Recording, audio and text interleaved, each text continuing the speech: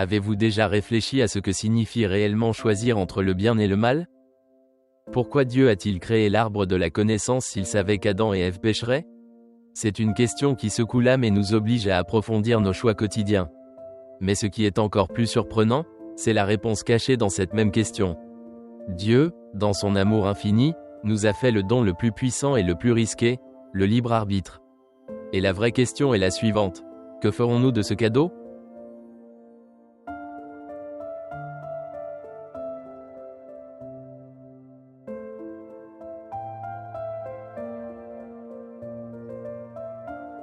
Avant d'entrer dans le vif du sujet, arrêtez-vous un instant et demandez-vous: que feriez-vous si vous étiez confronté au même choix qu'Adam et Ève? Bon ou mauvais, lumière ou obscurité, Dieu nous a donné la capacité de décider par nous-mêmes. Et si nous voulons vraiment comprendre pourquoi Dieu a permis à l'arbre d'exister, nous devons d'abord comprendre ce que signifie être libre de choisir. Si vous aussi vous vous interrogez sur les grands mystères de la vie, de la foi et des apparitions divines, vous êtes au bon endroit. Inscrivez-vous et activez les notifications pour explorer ensemble ces grands sujets.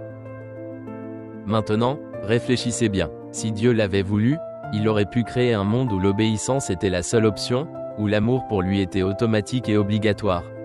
Mais le véritable amour ne peut être imposé. L'amour ne vient que de la liberté de choix. Et c'est pourquoi Dieu a permis à Adam et Ève de décider.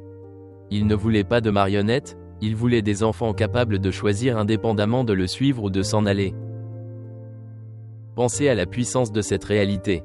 Aujourd'hui encore, nous sommes confrontés à des choix similaires. Chaque jour, nous sommes confrontés à la même possibilité, nous pouvons choisir la lumière ou choisir l'obscurité. Si ce sujet vous passionne, laissez un like et un commentaire avec vos réflexions. Se comparer aux autres est un moyen qui enrichit et édifie.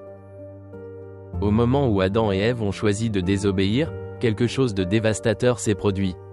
Avant ce moment, leur relation avec Dieu était parfaite, pure, sans défaut. Ils marchaient avec Dieu, ils étaient spirituellement vivants.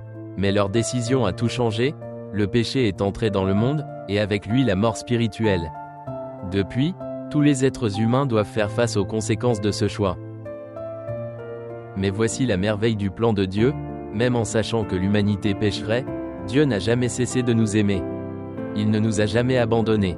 Et, pour démontrer son amour, il a envoyé son Fils mourir pour nos péchés, offrant à chacun de nous la chance d'être sauvés. Dieu savait ce qui allait arriver, mais cela ne veut pas dire qu'il approuve le péché. En effet, Dieu n'approuve jamais le mal, mais lui permet de nous donner du temps pour réfléchir, pour se repentir, pour revenir à lui.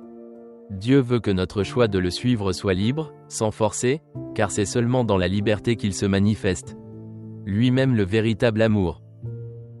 Réfléchissons un instant à cela, Dieu nous a toujours connus, avant même notre naissance. Il savait déjà qui nous allions devenir, avec toutes nos imperfections, nos doutes, nos erreurs. Pourtant, il nous a quand même créés, parce qu'il nous aime profondément.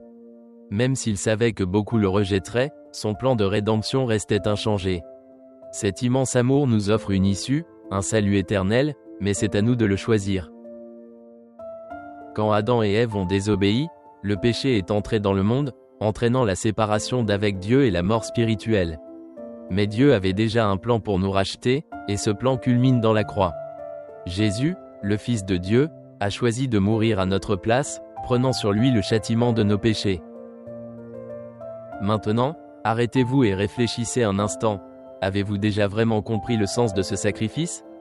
Jésus n'a rien fait de mal, mais il a décidé de faire face au jugement qui était le nôtre. Il a pris sur lui le poids de tous nos péchés, passions et faiblesses. Il a souffert les plus grandes souffrances imaginables, non seulement physiquement, mais aussi spirituellement, parce que sur la croix il a porté sur lui le jugement de Dieu. Alors, que ferez-vous de ces connaissances? Dieu vous offre un choix aujourd'hui, tout comme il l'a offert à Adam et Ève. Accepterez-vous le sacrifice de Jésus et suivrez-vous la lumière, ou choisirez-vous de rester dans les ténèbres? La décision vous appartient.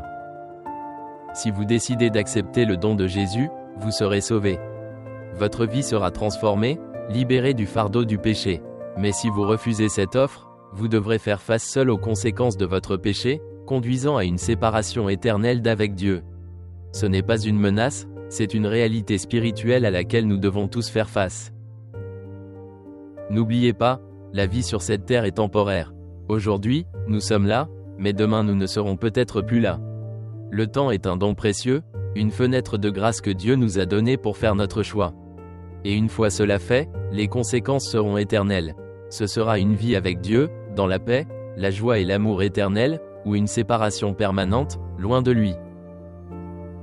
Avant de conclure, je vous invite à partager cette vidéo avec toute personne qui, selon vous, pourrait avoir besoin d'entendre ce message. Si vous ne l'avez pas déjà fait, abonnez-vous à la chaîne pour continuer à explorer les mystères les plus profonds de la foi. En fin de compte, la vraie question n'est pas de savoir pourquoi Dieu ne les a pas arrêtés, mais ce que cela signifie pour nous aujourd'hui. Chaque jour, nous nous tenons devant notre arbre de la connaissance, avec la liberté de choisir entre la lumière et les ténèbres.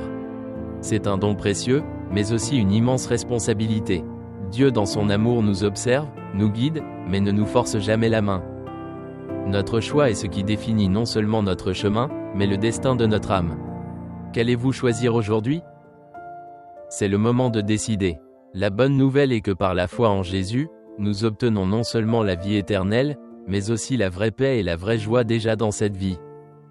Jésus est venu pour nous donner une vie abondante et pleine de sens, une vie vécue à la lumière de sa présence. Merci d'avoir suivi jusqu'au bout, à la prochaine fois.